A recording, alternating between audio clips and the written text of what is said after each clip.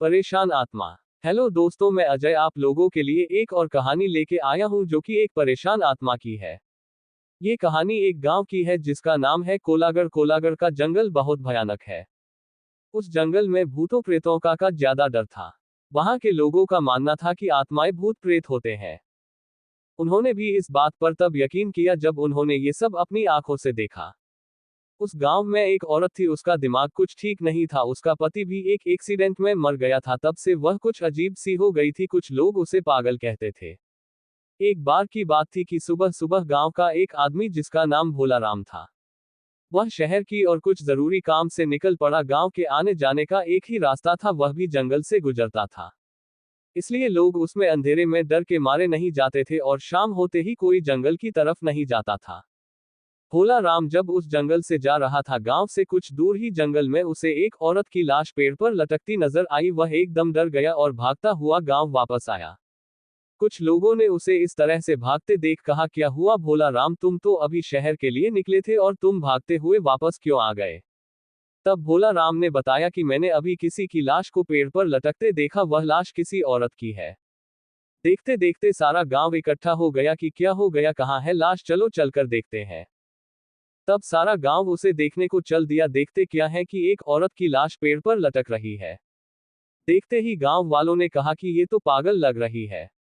कुछ लोगों ने कहा इसे नीचे उतारो और इसका दाह संस्कार कर दो। कुछ लोगों ने कहा छोड़ो, इसका है ही कौन जो इसे आग देगा। वैसे भी इससे सारा गांव परेशान हो गया था, चलो इससे तो पीछा छूटा। कुछ बूढ़े लोगों ने कहा कि ऐसा नहीं कहते, शरीर का दाह संस्कार करना जरूरी होता है, नहीं तो उसकी आत्मा भटकती रहती है। तो कुछ लोगों ने कहा कि तो जाकर उतार ले उसे और कर दे दाह संस्कार। बड़े आए सुझाव देने वाले। वैसे भी इस जंगल में आत्माओं की कमी नहीं है और एक और आत्मा सही। चलो धीरे धीरे सारे लोग चलते बने। दोस्तों 8-10 दिन तक वह लाश ऐसे ही पेड़ पर लटकती रही, किसी ने उसे उतारा तक नहीं। एक दिन अचानक उस लाश की रस्सी टूटकर पेड़ों पर अटक गई और पत्तों से छुप गई। समय बीतता गया। एक दिन गांव का हरिया नाम का व्यक्ति उस रास्ते से जा रहा था कि उसे वही पागल सामने दिखाई दी। वह एकदम डर गया, उसका सारा शरीर कांपने लगा और उसके पलक झपकते ही वह गायब हो गई। हरिये ने सोचा कि मैं तो मन में ऐसे ही सोच रहा था, और वह आगे चल दिया। तभी एकदम उसकी और एक सांड दौड़ते हुए आया और उसे जोर से टक्कर मार के चला गया। हरिया उल्टा गिरा, उसके बहुत जोर से चोट आई। उसने जैसे ही पीछे मुड़ के देखा तो कोई नहीं। उसने जैसे ही फिर आगे को देखा तो उसके आगे एक औरत खड़ी हो गई। वह एकदम डर गया और कांपने लगा। उसकी शक्ल तो ऐसी थी कि तरफ गाल की हड्डियां और एक तरफ जला हुआ सा चेहरा, आंखें अंदर धसी हुई, नाखून बड़े बड़े। वह उसे देखकर ऐसा डरा कि वह बेहोश होके गिर पड़ा। उसकी आंखें खुली तो वह एकदम डर गया। उसने अपने आप को घने जंगलों के बीचों बीच पाया। उसके पेट में तो पानी हो गया। चारों तरफ से आवाजें आ रही थी, कहीं पत्तों में खर खर की आवाजें तो कहीं शेर के दहड़ने की आवाजें। वह इतना डर हुआ था कि उसे तो भागना ही नहीं आ रहा था। वह वहां से धीरे धीरे डरता हुआ जंगल में से भटकता हुआ बाहर आया। उसे जंगल से निकलते निकलते अंधेरा हो गया था। वो अब और डर रहा था कि पहले तो एक भूत था, पर अब ना जाने कितनों से पला पड़ेगा। पता नहीं आज मैं यहां से जिंदा निकलूंगा कि नहीं। उसके मन में अजीब अजीब से ख्याल आ रहे थे। वह भागता ही चला जा रहा था। भागते भागते वो जाने कैसे उस जंगल से बाहर निकल के आया। उसे इस हालत में देख कुछ लोगों ने उससे पूछा कि इतनी रात को कहां से आ रहे हो, तुम्हें डर नहीं लगता क्या? उसने कुछ भी जवाब नहीं दिया। उसे विश्वास नहीं हो रहा था कि मैं गांव में जिंदा आ गया हूं। उसकी हालत देखकर कह रहे थे कि इस हरिया को क्या हो गया है। वह घर पहुंचा और जाकर की ओढ़ कर सो गया। उसकी औरत ने उसे खाना खाने के लिए कहा, पर उसने कुछ जवाब नहीं दिया।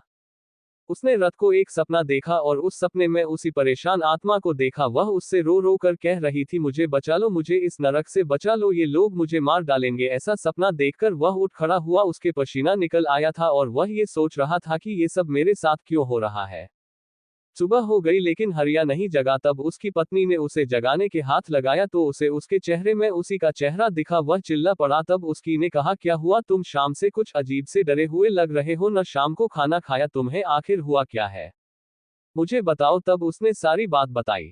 तब वह जाकर समझी कि आप तभी परेशान हो। धीरे धीरे ये बात सारी गांव में फैल गई कि वह पागल औरत भूत बन गई है। तभी कुछ लोगों ने बताया कि रात को यही आवाज कुछ लोगों ने सुनी जो जंगल से आ रही थी कि मुझे बचाओ, मुझे इस नरक से निकालो। अब तो सारे लोग परेशान थे कि शहर का जाने का रास्ता भी बंद हो गया, अब हम लोग क्या करें। तब कुछ लोगों ने कहा कि हम लोगों को किसी महान आदमी की सलाह लेनी होगी कि ये सब मांजरा क्या है। तब किसी एक आदमी ने कहा कि पास के गांव में नत्थीलाल भगत जी रहते हैं, वह आत्माओं के बारे में बहुत कुछ जानते हैं। जब सुखिया के लड़के को एक आत्मा ने पकड़ लिया था तब उन्हीं ने उस आत्मा से उसे छुड़ाया था। तब कुछ लोगों ने कहा यही ठीक रहेगा। सब लोगों ने उस भगत जी को गांव में बुलाया और उन्हें सारी घटना बता दी। भगत जी ने कहा कि तुमने उसके शरीर को न जलाकर बहुत बड़ी गलती कर दी, चाहे वो कैसी भी थी। इतना बड़ा जंगल हो के भी तुम लोगों से 4 लकड़ियों का बंदोबस्त नहीं हो पाया था। इंसान कैसा भी हो, जब वह मर जाता है तो उसका दुश्मन भी उसकी अर्थी को कंधा देने को आ ही जाता है। पर तुमने तो सारी सीमाएं तोड़ दी, चलो अब जो भी हो गया है उससे निपटने के लिए अब तैयारी करो। तब भगत जी ने हवन किया और अपना ध्यान लगा के देखा तो उसे वह आत्मा बंधी हुई नजर आई। तब पंडित जी ने उससे पूछा कि तुम्हें यहाँ किसने बांध रखा है। तब उसने कहा कि मुझे एक दरिंदे ने बांध रखा है, पहले उसने मुझे मार के पेड़ पर लटका दिया था, फिर गांव वालों ने मेरे शरीर का अंतिम संस्कार भी नहीं किया। मेरे शरीर को उसने कहीं छुपा के रख दिया है, इसने मेरी आत्मा को कैद कर लिया है। जब तक मुझे मुक्ति नहीं मिलेगी इससे, जब तक मेरे शरीर का अंतिम संस्कार नहीं हो जाता। मैंने हरिया को भी ये बात बतानी चाहिए जब तक मैं उसे कुछ बताती, पर उससे पहले उस वहसी दरिंदे ने उसे चोट पहुंचाकर बेहोश कर दिया था, तब मैंने उसे उससे बचा लिया था। तब पंडित जी सब समझ गए और कहा कि तुम चिंता मत करो, मैं तुम्हें अवश्य मुक्ति दिलाऊंगा। तब भगत जी ने आंखें खोली, तब उन्होंने कहा चलो मुझे उस पेड़ के पास ले चलो जहां वह मरी थी।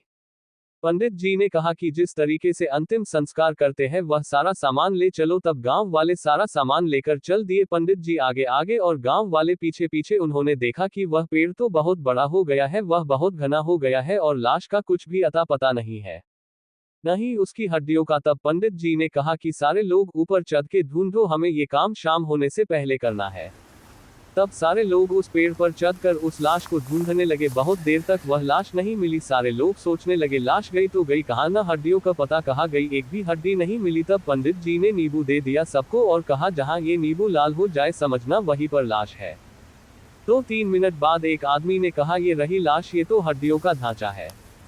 उसका इतना कहते ही सारे लोग चीखने लगे भूत भूत। उनके सामने एक भयानक आदमी खड़ा है, उसके ये बड़े बड़े दांत, आंखें, लाल लाल मुंह, भेड़िए जैसा ये बड़े नाखून। लोग डर के मारे ऊपर से कूद गए। एक को तो उस भेड़िए ने ऐसा पकड़ के फेंका कि वह सीधा नीचे आके गिरा। हा हा हा हा चिल्लाने लगा, कोई नहीं ले जाएगा इसे, यह मेरी है, इसे मैंने वर्षों से सजा के रखा है। उसने गुस्से में सारा पेट झकझोर दिया। ऐसा होते देख पंडित जी ने मंत्र पढ़ना शुरू किया। पंडित जी को मंत्र पढ़ते देख उसने उन पर हमला बोल दिया, पंडित जी को उठाकर फेंक दिया। पर पंडित जी के मंत्र बंद नहीं हुए। उन्होंने जो मंत्र पढ़ पढ़ के उसके ऊपर मिट्टी फेंकी, उसके शरीर पर जहां जहां मिट्टी पड़ी उसका शरीर वहीं से गलता जा रहा था। उसका एक हाथ टूटकर गिरा, वह पंडित जी के ऊपर ऐसा झपटा पंडित जी उस जगह से हट गए और वह नीचे जा गिरा। पंडित जी ने फिर मंत्र पढ़ के उसके शरीर पर मारा, वह वही ढेर हो गया।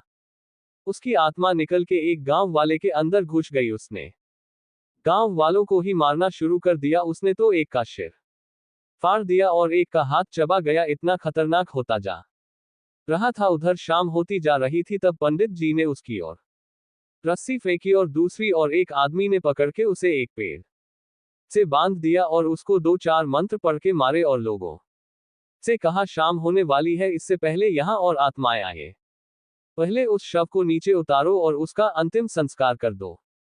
तब कुछ लोगों ने उसे उठाकर लकड़ियों पर लिटा करा आग लगा दी। वह पेड़ से बंधा हुआ चिल्लाए जा रहा था मत जलाओ उसे, मत जलाओ उसे। देखते देखते वह हड्डियां राख में परिवर्तित हो गई। उसमें से एक ज्वाला उठती हुई बाहर आई और पंडित जी को नमस्कार किया और कहा कि अगर इसको मारना है तो उसके पहले वाले शरीर को जला दो, तब वह खुद उसके शरीर से निकल जाएगा। ऐसा कहते हुए वह आग का गोला बनकर आकाश की ओर चली गई। तब पंडित जी ने देर न करते हुए उसके शरीर को भी जला दिया। तब वह फिर चिल्लाया मुझे मत जलाओ, मुझे मत जलाओ। तब तक आग उसके शरीर को जला चुकी थी और उसकी आत्मा उस गांव वाले के शरीर से निकलकर आकाश में चली गई। तब उस आदमी को रस्सी से छोड़ दिया, तब उसका शरीर होश में आया। तब सब लोग उसे लेकर गांव आए। तब सबने भगत जी को राम राम कहा और भगत जी अपने गांव चले गए। तब से उस गांव शांति आ गई। Thanks for watching.